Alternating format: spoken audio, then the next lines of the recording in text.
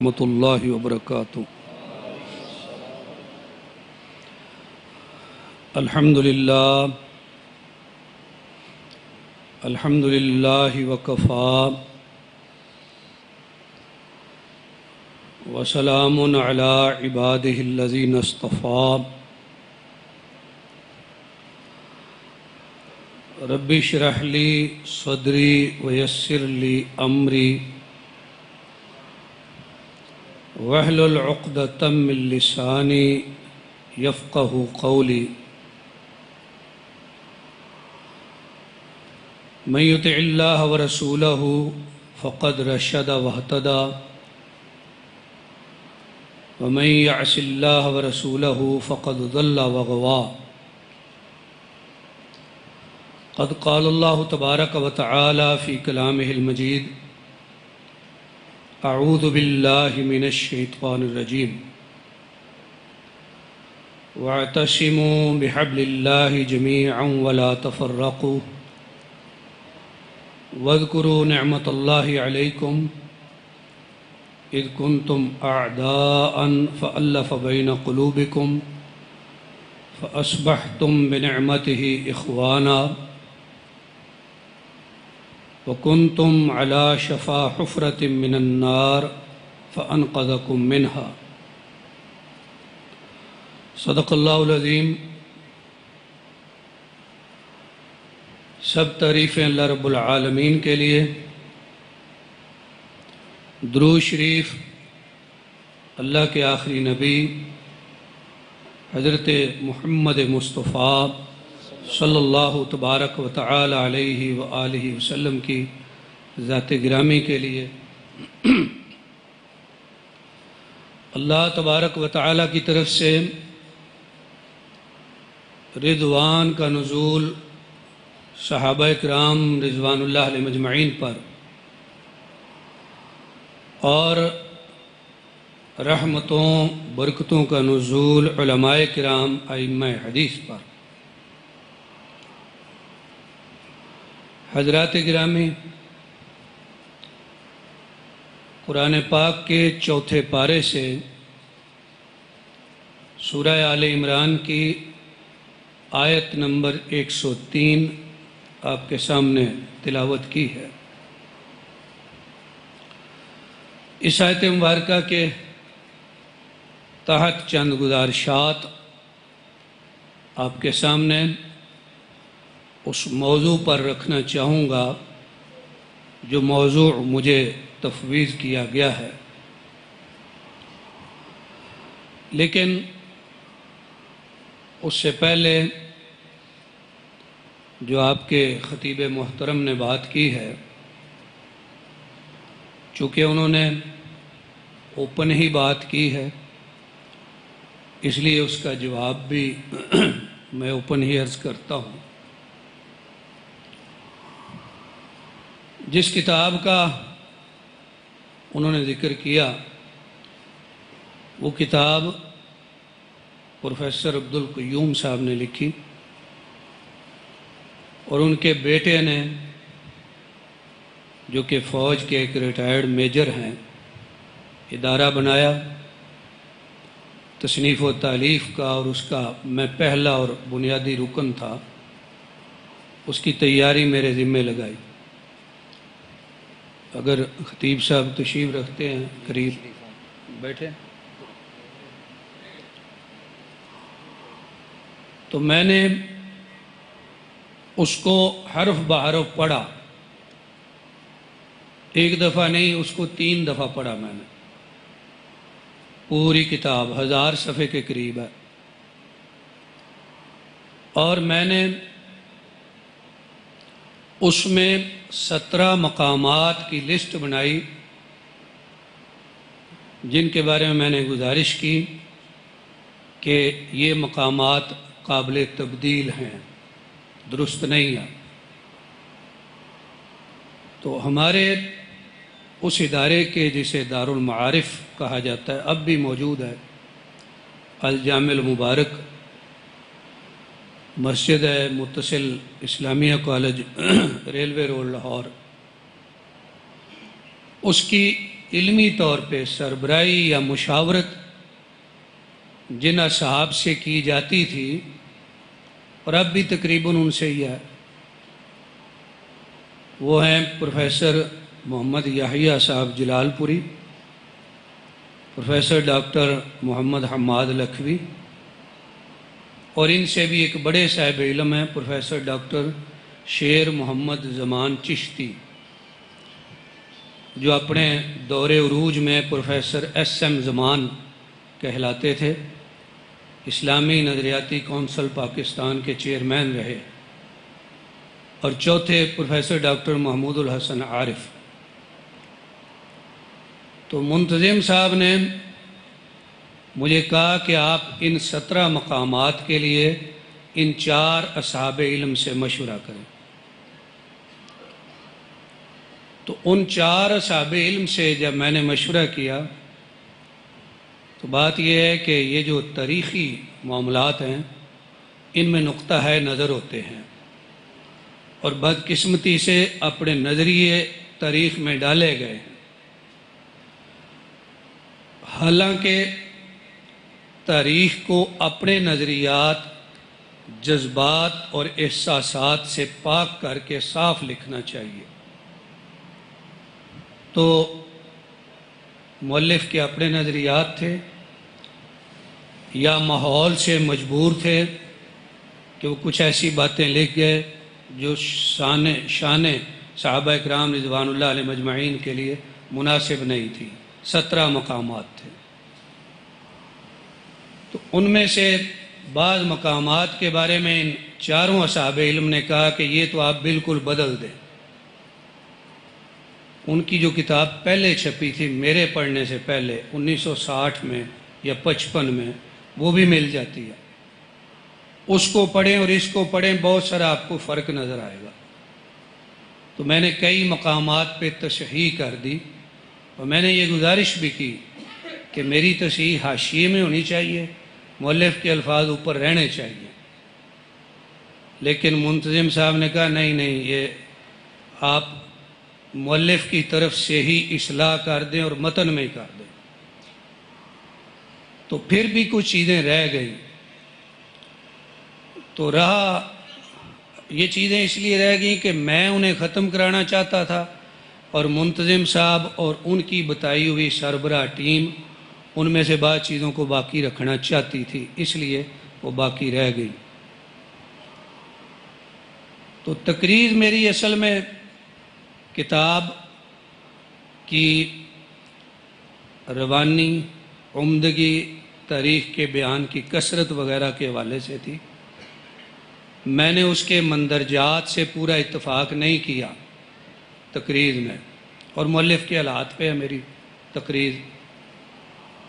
پھر یہ ہوا کہ میری موجودگی میں ہی وہ وفاق کے نصاب میں داخل کی گئی 2017 میں۔ پھر میرا ان سے اختلاف ہوا اور میں نے اس ادارے کو چھوڑا، جبکہ وہ کتاب میں چھپوا چکا تھا اور میری تقریر سے ہی چھپی تھی۔ تو اختلافات ہو جاتے ہیں اداروں میں، اور ایک آسان سی بات ہے کہ مولوی کی ٹانگیں کھینچتے ہیں، اس طرح کے ہوئے۔ تو پھر میرے علم میں یہ بات آئی کہ اس پہ اعتراضات آئے ہیں، اور مجھے پتہ تھا آنے ہیں، میں بتا چکا ہوں کہ 17 مقامات کی لسٹ میرے پاس ہوگی، کہ جو میں نے کہا تھا یہ غلط ہے نکالیں۔ تو مجھے خوشی ہوئی کہ جو اعتراضات آئے علمی طور پر وہ آپ کے خطیب صاحب نے بھیجے، لیکن وہ مجھے نہیں ملے کیونکہ میں ادارہ چھوڑ چکا تھا، میرے علم میں آئے، اور میں نے ادارے کے بعد کے ذمہ داران کو کہا کہ آئندہ اشاعت میں ان چیزوں کی تصحیح کریں، اور اگر آپ نہیں کرنا چاہتے تو جو اعتراض آئیں ان کے جواب دیں۔ لیکن اس بات کو 4-5 سال ہو گئے ہیں، نہ انہوں نے تصحیح کی ہے، نہ جواب دی ہے، اور نہ میرے علم میں ہے کہ وہ کیا ہیں۔ تو مجھے آج خوشی ہوئی ہے کہ آپ کے خطیب صاحب ماشاءاللہ صاحب مطالعہ ہیں، اور میں ان سے اگر دستیاب ہوئی تو ان اعتراضات کی کاپی آج لے کے جاؤں گا۔ اور ان کے تناظر میں دیکھوں گا کہ آیا وہ وہی مقامات ہیں اور یقیناً وہی ہوں گے کہ جن کے بارے میں کہہ چکا تھا کہ یہ درست نہیں ہے۔ راہ دستبردار ہونے کی بات، تو اس ادارے میں ہم اسی پروفیسر صاحب کے بنائے ہوئے خاکے پر سیرت کا لمبا کام کرتے رہے۔ اب وہ 11 جلدوں میں کتاب چھپی ہے، اس میں نے کافی سارا کام کیا، میں 10 سال رہا، لیکن 11 میں سے صرف پہلی 2 جلدوں میں میرا نام لکھا ہے، اس کے بعد کی جلدوں میں بھی میرے کام ہے، میرا نام ہی نہیں لکھا۔ اور انہوں نے انہی کی حیات و خدمات پہ ایک کتاب چھاپی ہے، سوانح پروفیسر عبدالقیوم حیات و خدمات، استاذ الاساتذہ، وہ 300-400 صفحے کی کتاب ہے، وہ بیشتر میں نے تیار کی ہے اور میرا اس میں کہیں نام ہی نہیں ہے، ایک جگہ پہ بھی نہیں ہے۔ آپ اندازہ لگائیں کہ وہ کیا علمی کام کر رہے ہیں، کیا نبی کریم صلی اللہ علیہ وسلم کی سیرت یہ سکھاتی ہے کہ اس طرح کی علمی بددیانتی کی جائے؟ جس بندے نے کام کیا اس کا نام ہی نہ ہو، اور جس نے نہیں کیا اس کا نام اوپر لکھ دے۔ تو یہ وہ ہمیں خود دستبردار کر رہے ہیں۔ جب وہ خود کر رہے ہیں تو ہم نے کیا ہونا ہے؟ تو بہرحال پھر بھی میں آپ کا شکریہ ادا کرتا ہوں، اور مجھے خوشی ہوئی کہ آپ وہ صاحب ہیں کہ جنہوں نے جھنجھوڑا، اور چونکہ وہ تصحیح نہ کر سکے لہذا ادارہ وفاق نے اس کتاب کو خارج کر دیا، بس وہ 1 سال ہی رہی نصاب میں۔ پھر دوبارہ تاریخ اسلام جو ہے حضرت شاہ معین الدین احمد ندوی کی آ گئی، حالانکہ اس میں بھی کئی کمزوریاں ہیں حضرت شاہ معین الدین والی میں، لیکن وہ باوجود ضخامت کے اس سے بڑی ہے اور کسی حد تک درست ہے۔ تو ان تمہیدی گزارشات کے بعد اب میں آتا ہوں اپنے موضوع کی طرف۔ ارشاد باری تعالی ہے، لوگو اللہ کی رسی کو مضبوطی سے پکڑو اور فرقہ بازی نہ کرو۔ رسی سے مراد اکثر کے نزدیک قرآن پاک ہے، لہذا یہ ہمارا اہل حدیث کا نقطہ نظر ہے کہ اگر فرقہ بازی سے بچنا ہے تو اللہ کے قرآن کی طرف آ جاؤ۔ قرآن مقام اتحاد ہے، قرآن مقام اتفاق ہے، قرآن کی طرف آ جاؤ۔ فقہاء، علماء، ائمہ مسالک و مذاہب، ان کی خدمات علمی کاوشیں بجا ہیں، لیکن ان میں سے ہر ایک سے کسی نہ کسی غلطی کا امکان ہو سکتا ہے۔ اگر غلطی سے پاک ہے تو اللہ کا قرآن ہے یا ہمارے پیارے نبی جناب محمد مصطفیٰ صلی اللہ علیہ وسلم کا فرمان ہے۔ انہی پہ اتفاق و اتحاد ہو سکتا ہے اور فرقہ بازی ختم ہو سکتی ہے۔ اگلے الفاظ میں فرمایا وَاذْكُرُوا نِعْمَتَ اللَّهِ عَلَيْكُمْ، اللہ کی نعمت یاد کرو کہ تم دشمن تھے، اللہ نے تمہارے دلوں میں الفت ڈال دی اور تمہیں بھائی بھائی بنا دیا۔ اللہ کی نعمت سے تم بھائی بھائی بن گئے۔ وہ جو وَاذْكُرُوا نعمت اللہ ہے وہی آگے نعمت ہے، فَأَصْبَحْتُمْ بِنِعْمَتِهِ إِخْوَانًا، یہ وہی نعمت ہے۔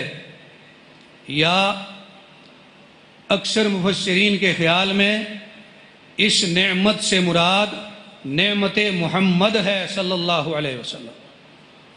اللہ کی نعمت یاد کرو کہ تم آپس میں دشمن تھے، اللہ کی جو نعمت آئی نا، نعمت محمد صلی اللہ علیہ وسلم، اس نے تمہاری دشمنیاں ختم کر دی، اس نے تمہیں بھائی بھائی بنا دیا۔ وَكُنْتُمْ عَلَى شَفَا حُفْرَةٍ مِّنَ النَّارِ فَأَنْقَذَكُم مِّنْهَا، اور تم جہنم کے گڑھے کے کنارے پہنچ چکے تھے، اس اللہ کی نعمت کے ذریعے سے اللہ نے تمہیں جہنم میں گرنے سے بچا لیا۔ اللہ کی اس نعمت اور احسان کو یاد کرو۔ کس نے بچایا جہنم کے گڑھے میں گرنے سے؟ اللہ کے پاک نبی جناب محمد مصطفیٰ صلی اللہ علیہ وسلم فرماتے ہیں انا آخذ بحجزکم ہلموا، یا ایک روایت میں ہلم عن النار، ہلم عن النار، لوگو تمہاری اور میری مثال اس شخص کی سی ہے کہ جب بارش ہوئی اس نے چراغ جلایا یا آگ جلائی، وہاں پہ پتنگے اکٹھے ہونے لگے، وہ کیڑے جو آگ پہ گرتے ہیں اکٹھے ہونے لگے، وہ انہیں پیچھے پیچھے کرتا ہے کہ آگ کے اندر گر نہ جائیں، جل کے مر نہ جائیں، وہ پھر بھی اس کے اوپر گرتے ہیں۔ فرمایا تمہاری مثال بھی ایسے ہی ہے، تم اوپر اوپر جہنم کے گرتے ہو، انا آخذ بحجازکم، میں تمہیں تمہارے کمر بند سے پکڑ کے کھینچتا ہوں۔ جہاں سے کھینچنا بڑا مضبوط ہوتا ہے، جہاں سے کھینچا جائے تو بندہ پیچھے کھینچا جا سکتا ہے۔ فرمایا میں تمہیں پکڑ پکڑ کے جہنم سے دور کھینچتا ہوں، وانتم تقحمون فیہا، تم پھر بھی زبردستی جہنم کی طرف گھسے جا رہے ہو۔ اللہ کی نعمت کو یاد کرو کہ جس نعمت کے ذریعے اللہ نے تمہیں جہنم سے بچایا، وہ نعمت ہے نعمت محمد صلی اللہ علیہ وسلم۔ ابھی آپ مجھ سے قبل خطیب صاحب سے پہلے وفات النبی اور بعد میں میلاد النبی صلی اللہ علیہ وسلم کے حوالے سے بڑے اچھے انداز میں چند باتیں سن رہے تھے۔ اللہ فرماتے ہیں نعمت یاد کرو۔ کون سی نعمت؟ جس کو بطور انعام اور احسان ذکر کر دیا، لقد من اللہ علی المؤمنین، اللہ کے بندوں پہ بڑے احسان ہیں، عام بندوں پہ، خاص بندوں پہ، اہل ایمان پہ اور سب دنیا پہ اللہ کے بڑے احسان ہیں۔ احسان اتنے، ان تعدوا نعمت اللہ لا تحصوها، اللہ کی نعمتیں گننا چاہو گن نہیں سکتے۔ ہر چیز اللہ کی نعمت، اوپر نیچے دائیں بائیں آگے پیچھے، بندہ خود، ایک ایک بندے کے اندر کتنے جوڑ ہیں، کیا کیا اللہ نے اندر مشینری بنائی ہے، کوئی کائنات کی طاقت اس طرح کی بنا نہیں سکتی۔ اس کے کھانے کے لیے کیا تیار کیا، اس کی خدمت کے لیے کیا کیا چیزیں تیار کی، اتنی اللہ کی نعمتیں ہیں شمار نہیں کر سکتے۔ لیکن پروردگار عالم اپنی نعمتیں جتلانے اور بتلانے کے انداز میں کم ہی ذکر کرتے ہیں۔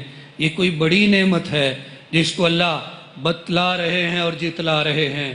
فرمایا لقد من اللہ علی المؤمنین، اللہ نے مومنوں پہ بہت بڑا احسان کر دیا۔ وہ احسان کیا ہے؟ اس احسان کا نام ہے احسان محمد صلی اللہ علیہ وسلم۔ جب ہر طرف ظلمت تھی، اندھیرا تھا، عقیدے خراب ہو گئے، رشتے ناتوں کا احترام اٹھ گیا، مذاہب کے ذمہ داران دنیا دار ہو گئے، مذاہب کو بیچنے لگے، جن سے اخلاق اور کردار کی عمدگیاں مطلوب تھیں، وہ خود بدکار اور برے ہو گئے، معیشت خراب ہو گئی، معاشرت خراب ہو گئی، زندگی گزارنا عام آدمی کے لیے مشکل ہو گیا۔ نہ عقیدہ نظر آ رہا ہے، نہ نظریہ نظر آ رہا ہے، نہ امن و امان ہے، نہ کاروبار کی درستی ہے، ہر طرح کی مشکلات تھیں، اندھیرے تھے۔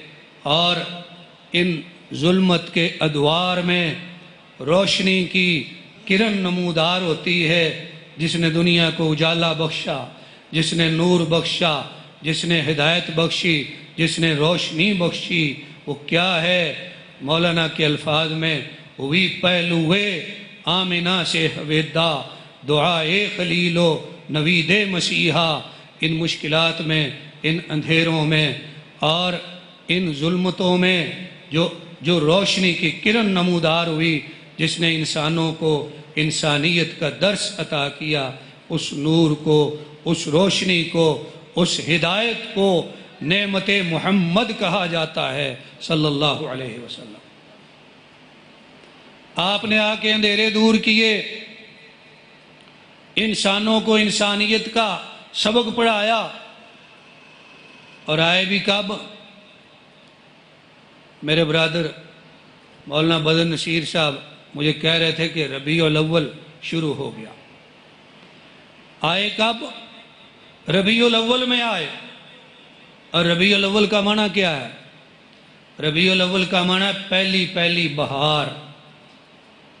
مشکلات میں بہار بن کے آئے، اندھیروں میں بہار بن کے آئے، خزاں میں بہار بن کے آئے، ظلمات میں بہار بن کے آئے، شاعر کہتا ہے صحنے چمن کو اپنی بہاروں پہ ناز تھا، صحنے چمن کو اپنی بہاروں پہ ناز تھا، وہ آئے اور ساری بہاروں پہ چھا گئے۔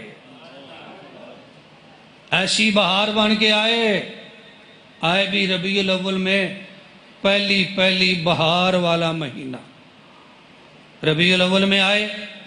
تاریخ 2 ہے یا 8 ہے یا 9 ہے یا 12 ہے یا 16 ہے، مورخین کے ہاں اختلاف، زیادہ تر اتفاق 9 پہ جاتا ہے۔ 9 ربیع الاول کو آئے، عام الفیل سال تھا۔ اگر دوسری تاریخ دیکھیں تو 20 اپریل 571 عیسوی، بعض نے 22 لکھا۔ اس تاریخ کو آئے، آپ تشریف لائے، آپ کا آنا اس کائنات کے لیے بہار بنا، آپ کا آنا اس کائنات کے لیے مبارک بنا، آپ کا آنا اس کائنات میں ظلم سے عدل بنا، آپ کا آنا اس کائنات میں معیشت، معاشرت اور ہر قسم کی ناانصافیوں اور ظلمتوں میں آپ کا آنا انسانوں کے لیے فائدہ مند اور سود مند ہوا۔ لوگ اپنے خدا سے بیگانہ اور غافل ہو گئے تھے، معبود کا پتہ نہیں تھا، معبود کون ہے، کس کی عبادت کرنی ہے۔ قبیلے کا بت ایک جدا تھا، کسی کا حبل تھا، کسی کا صفا تھا، ایک عزا پہ دوسرا نائلہ پہ فدا تھا، اسی طرح گھر گھر نیا ایک خدا تھا۔ نہاں ابر ظلمت میں تھا مہر انور، اندھیرا تھا فاران کی چوٹیوں پر، ہر طرف اندھیرا چھایا ہوا تھا۔ ان اندھیروں میں آپ آئے، نور بن کے آئے، روشنی بن کے آئے، بہار بن کے آئے۔ ہمارے پیارے رسول صلی اللہ علیہ وسلم کی ولادت با سعادت کا تذکرہ ہوتا ہے، ہونا چاہیے، ہوتا رہے گا، قیامت تک ہوتا رہے گا۔ مٹے ہیں مٹتے ہیں، مٹے ہیں مٹتے ہیں، مٹ جائیں گے اعداء تیرے، نہ مٹا ہے نہ مٹے گا کبھی چرچا تیرا۔ تذکرہ تو آپ کا ہوتا رہے گا، لیکن اہل حدیث کا نقطہ نظر کیا ہے؟ ربیع الاول کا مہینہ چل رہا ہو یا کوئی اور، حضور کی سیرت اور صورت، آپ کی ولادت با سعادت، آپ کا تذکرہ خیر، آپ کے ذکر کی محفلیں سجانے اور جمانے کے لیے صرف ربیع الاول کافی نہیں۔ ہمارا نقطہ نظر ہے ہمیشہ آپ کا تذکرہ کریں۔ پھر اس تذکرہ اور تذکار سے مقصود کیا ہے؟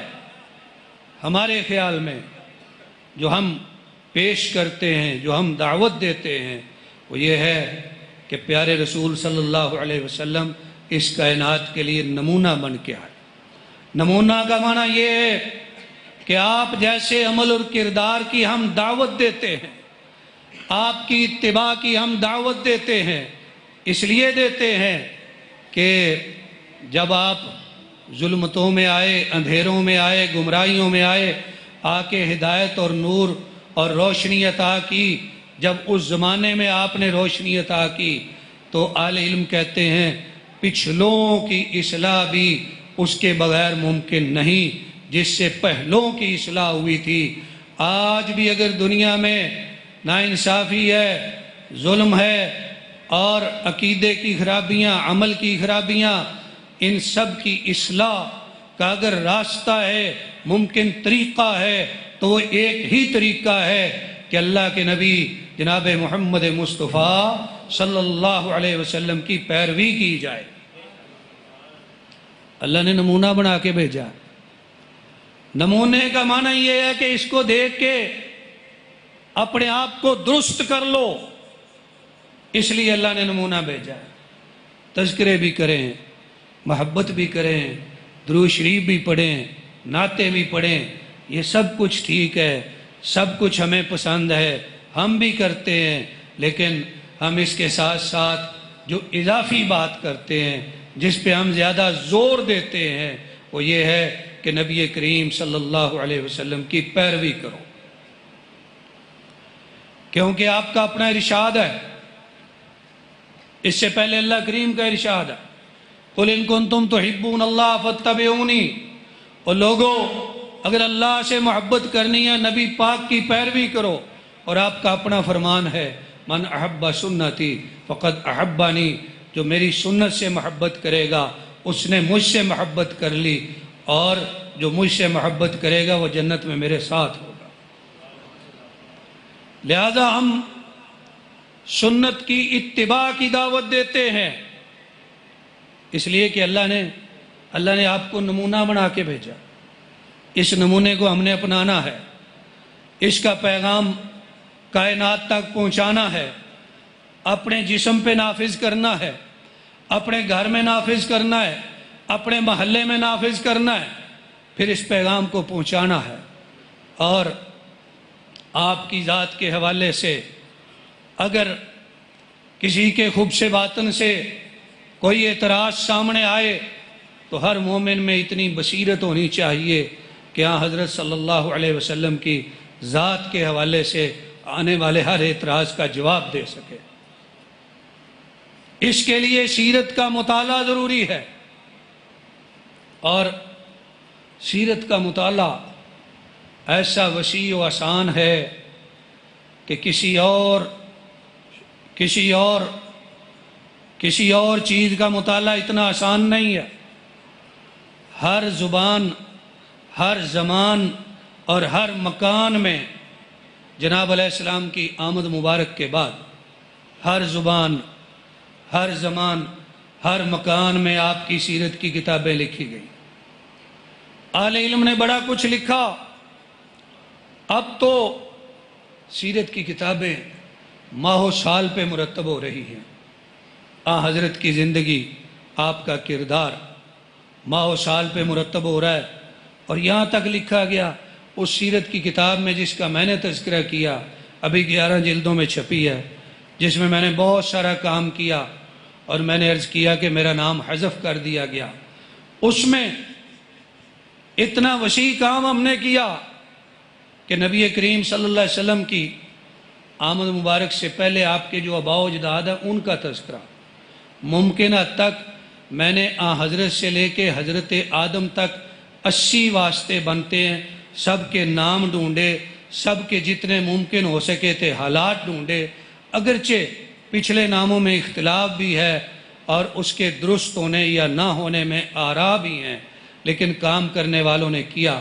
پھر ہم نے اس میں لکھا آپ کیسے بیٹھتے تھے، کیسے اٹھتے تھے، کیسے چلتے تھے، کب تک مکہ میں رہے، کب یثرب میں آ گئے جس کو بعد میں مدینہ کہا گیا، وہاں آپ جن پہاڑوں پہ پھرتے تھے ان کے نام کیا ہیں، جن گلیوں میں جاتے تھے ان کے نام کیا ہیں، جن برساتی نالوں وادیوں میں گئے ان کے نام کیا ہیں، جہاں جہاں آپ بیٹھتے ان جگہوں کے نام، ان مقامات کے نام۔ لکھنے والے مطالعہ کرتے کرتے چشم تصور میں ان وادیوں میں، ان برساتی نالوں میں اتر گئے، ان پہاڑوں پہ چڑھ گئے۔ یہ سارا کچھ کیوں ہوا؟ یہ جناب محمد مصطفیٰ صلی اللہ علیہ وسلم کی سیرت کی محبت سے ہوا۔ اور آپ کی سیرت کا یہ اعجاز ہے کہ نہ صرف آپ کی سیرت محفوظ ہوگی لکھنے میں، آپ کی وجہ سے ہزاروں نہیں لاکھوں انسانوں کی سیرتیں محفوظ ہو گئی ہیں۔ وہ کون ہیں لاکھوں؟ وہ ہیں جنہیں صحابہ اکرام کہا جاتا ہے، جنہیں تابعین کہا جاتا ہے، جنہیں تبع تابعین کہا جاتا ہے، جنہیں راویان حدیث کہا جاتا ہے۔ ان کی سیرتیں کیوں محفوظ ہو گئیں؟ ان پہ جرح و تعدیل کیوں کی گئی کہ یہ سچا ہے، یہ جھوٹا ہے، اس کی روایت درست ہے، اس کی درست نہیں ہے؟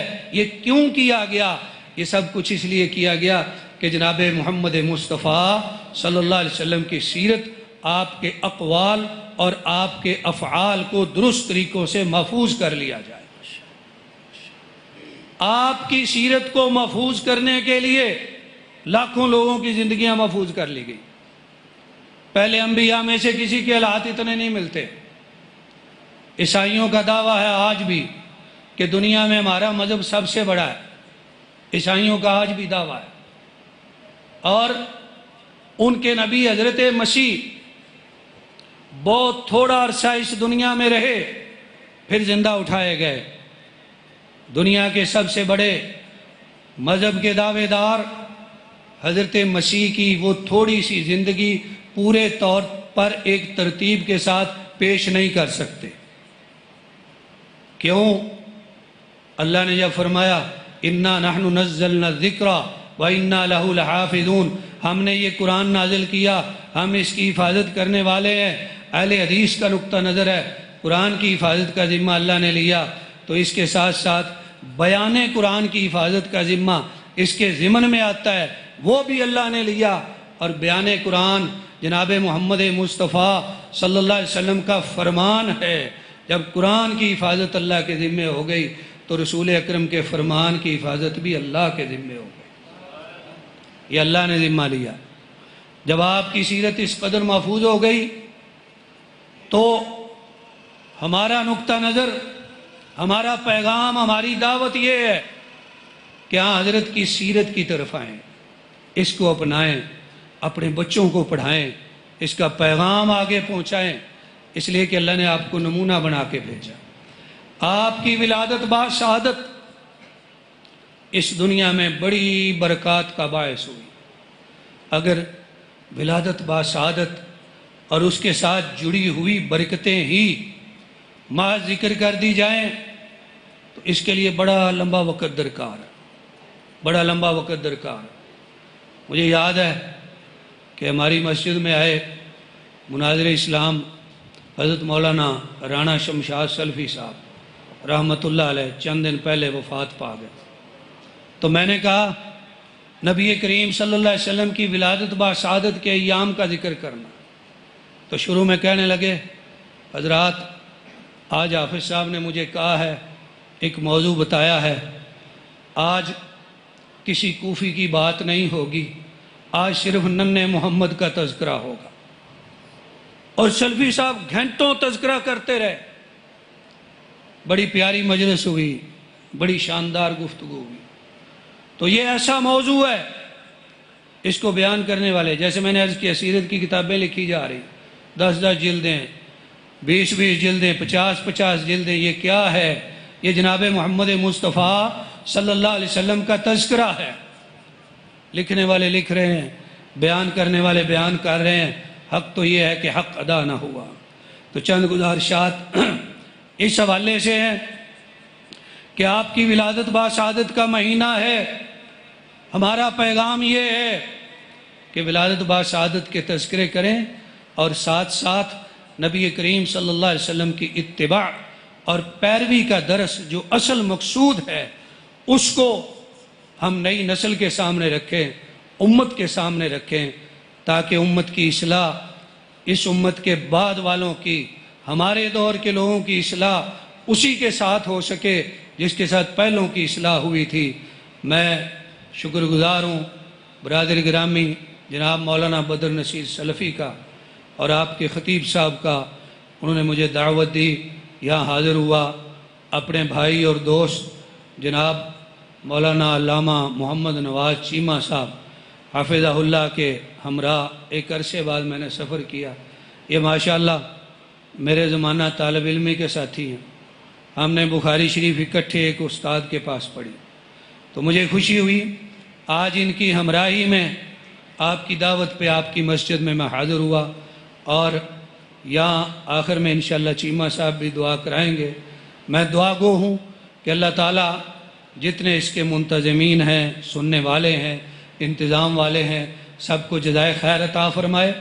اور اس مسجد کے بانیوں میں سے ڈاکٹر عبدالمجید صاحب مرحوم گزرے ہیں، اللہ تعالیٰ ان کی مغفرت فرمائے، انہیں اپنے نیک بندوں میں شامل فرمائے، آمین۔ وآخر دعوانا ان الحمد